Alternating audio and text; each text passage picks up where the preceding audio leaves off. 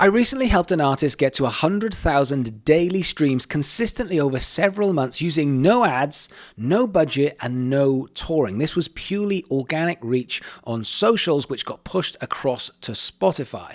Now, these are my key takeaways. This is what you can start implementing today to start to promote your music using the free organic reach that we are getting from socials and my 3-step process. Now, if you're struggling with numbers, especially on socials, it's probably because the maths don't add up. When it comes to your music, when it comes to your content creation, it is all about your art. But when it comes to your promotion, the perfect place is where your art meets the science. In that Venn diagram, the place in the middle where we are using your art and some science, that's where we can get the most amount of traction. So today, I would like to take you through what I like to call the content blueprint balance.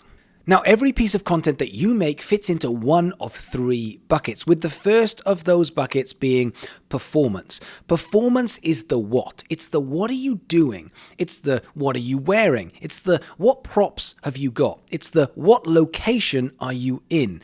This is more of a kind of a concept base around your content. If you do something incredibly interesting, or you be something incredibly interesting, then that will keep the viewer watching your piece of content, and whilst they are watching, the music is going in. If you are doing something incredibly interesting, or potentially being something incredibly interesting, this is interesting. It grabs attention, brings people into the piece of content, stops the scroll, and allows them to push out that watch time. Now check out this amazing piece of content from an artist called Joe P, or on socials, Joe P the Hyena. What makes you want to watch is the concept. It's the idea.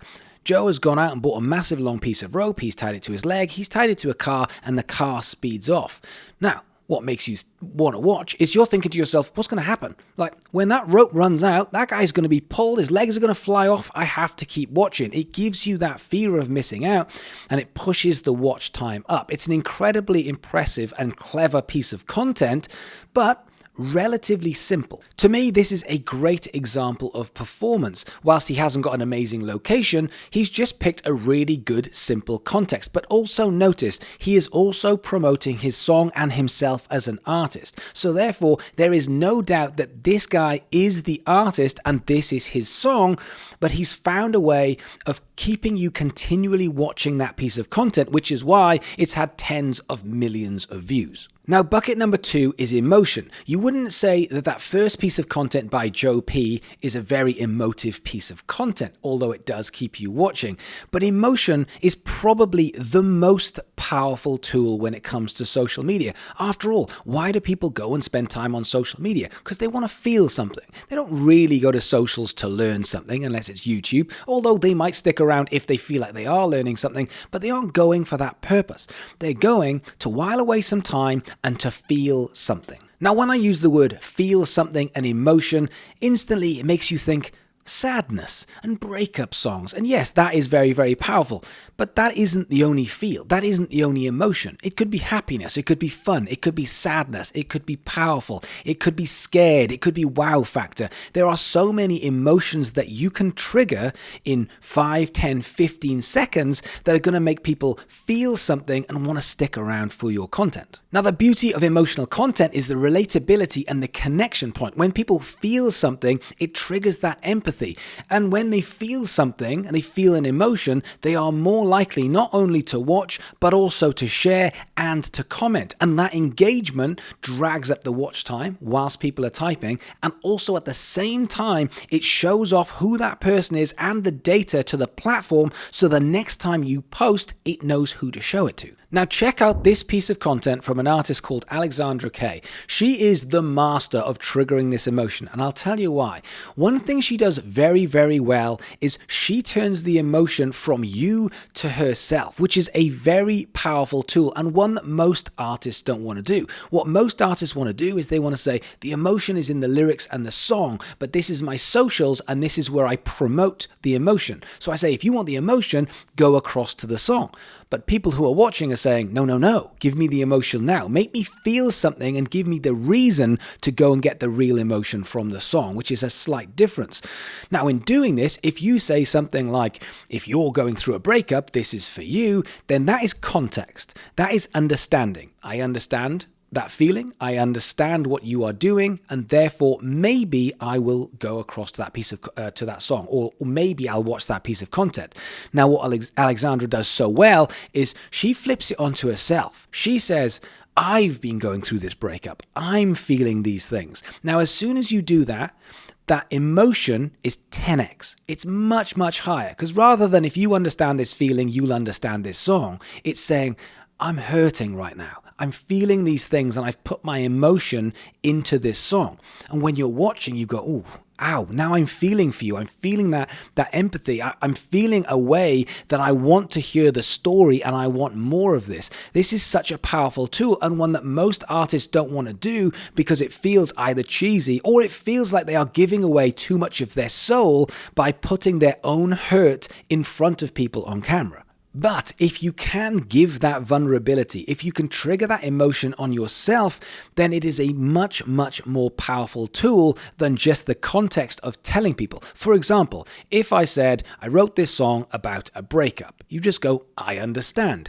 If I said to you, for the last 3 days, I haven't left my room, I haven't stopped crying, I didn't want to talk to anyone, so I've put all my feelings into this song and these lyrics, you go, ow, I feel something. Now, it's the same thing. I wrote a song about a breakup, except one way you've turned it on why you've done it, and that is a powerful tool. Now, I understand if you are saying, but I don't write songs about breakup, and in fact, my songs aren't emotional. That's where the buckets come in. And bucket number 3 is production. Now, production is the technical side of what we do, and it's what most people lack. Most people understand that they've got to film themselves. They're filming themselves on the front side of the phone, which is much weaker than the back side of the phone, but then they can see what they're doing.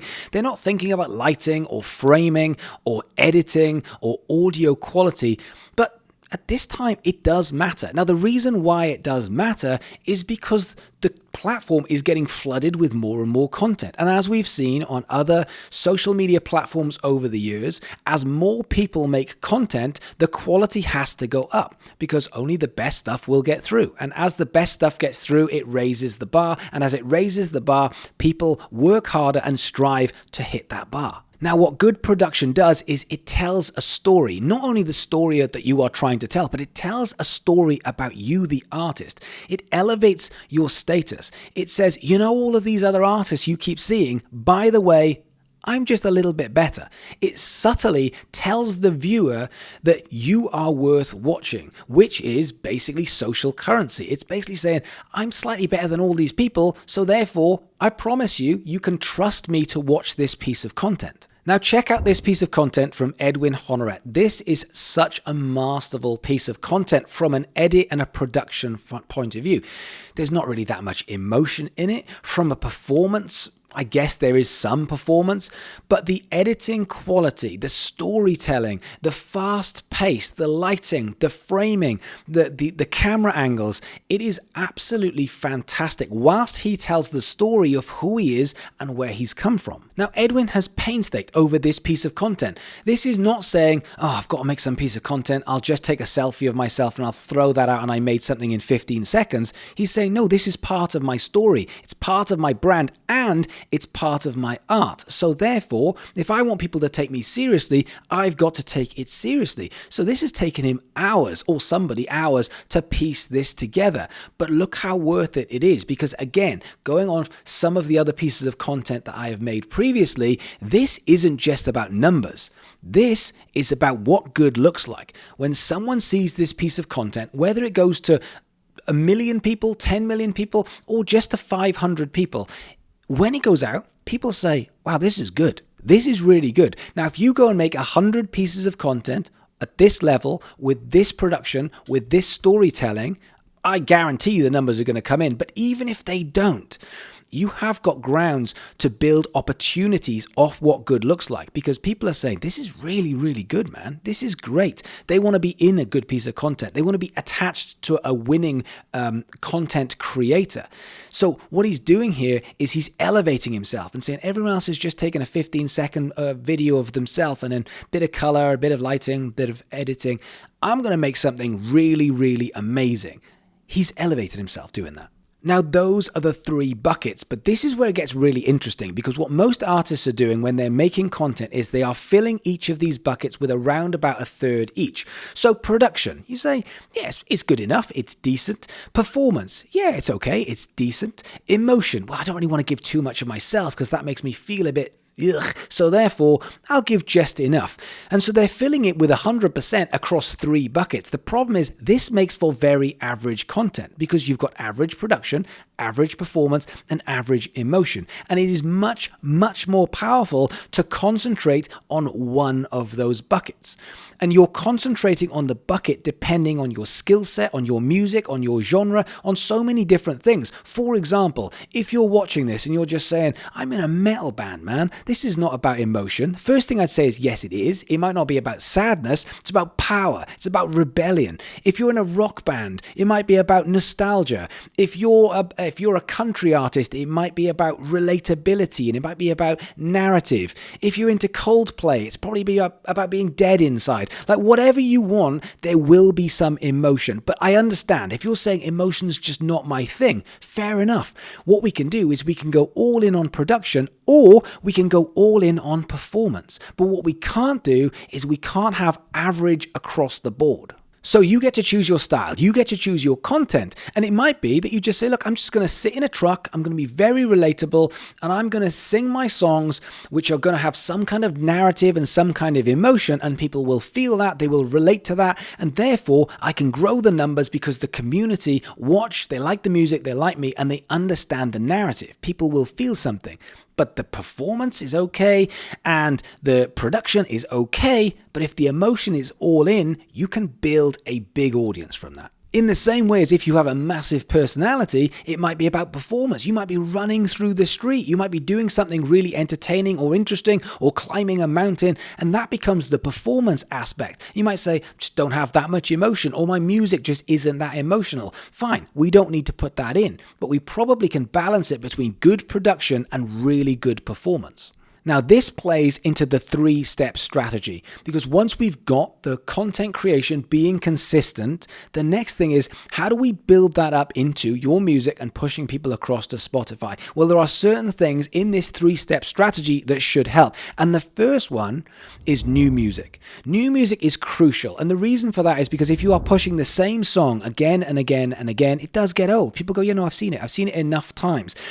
And also, as an artist, or as a record label, you have no say in what will take. You do not know what the audience will like or don't like. There are songs that you think will bomb that will do well. There are songs that you think that will do really, really well that will bomb.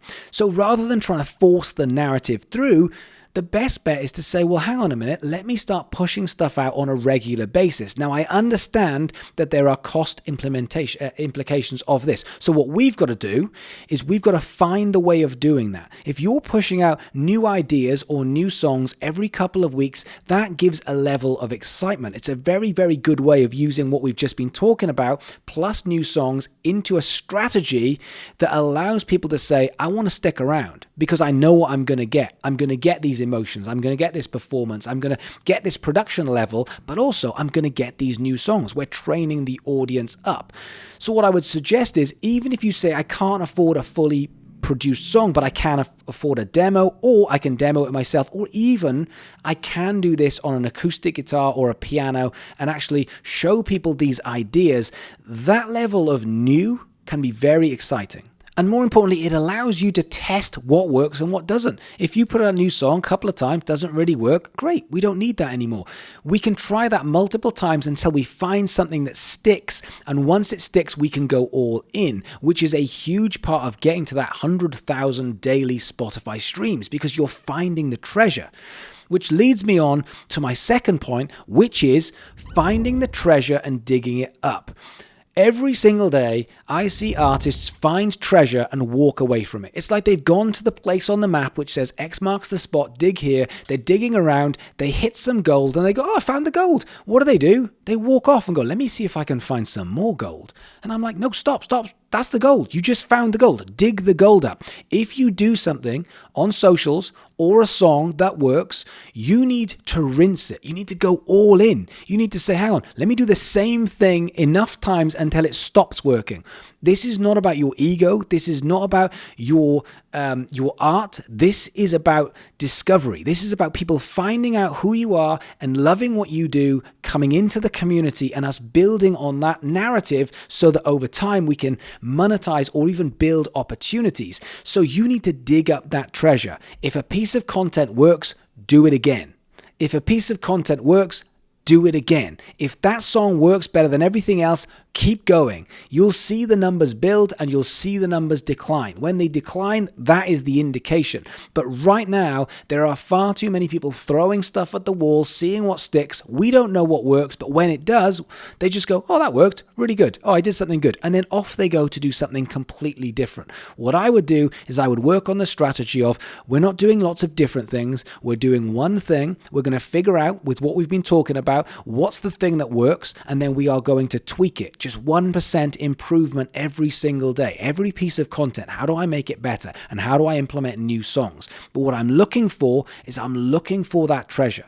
And once I find that treasure, everything goes out the window and everyone digs for that treasure. And thirdly, something that really helps when it comes to organic reach is categorizing your music and categorizing your content under some kind of narrative or topic. One thing that we see is if we can put an umbrella over the top of a song, then we can start to push it into a narrative that the platform understands. Now, I'll give you some examples of this. Could be a wedding song. It could be a dad song or a mum song or a breakup song. It could even be a nostalgic song. But if we can try and find the umbrella in the same way as Spotify doesn't really care so much for genres, but it does really care for moods or where you're going to listen, we are playing into a game that the platform understands. Oh, this is a wedding song. Oh, I know exactly who to show this to because all I am is a database and I know who's watching what at which point, so I can categorize this,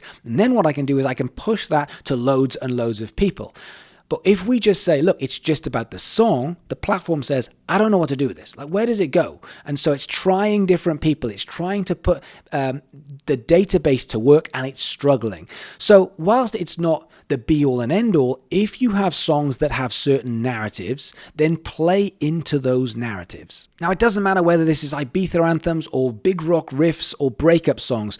If you can categorize the narrative, you can get huge numbers. Last week, we got one of our artists 1.2 million views off one piece of content. Why? Because we understood the narrative, not because the content was amazing, not because it was all about this new song that had just taken the world by storm, purely because that narrative worked and we knew how to get it underneath that umbrella. So if you can concentrate on improving your content blueprint balance, i.e. the performance, the production, and the emotion, whilst using these 3 steps, you can start to build the organic reach.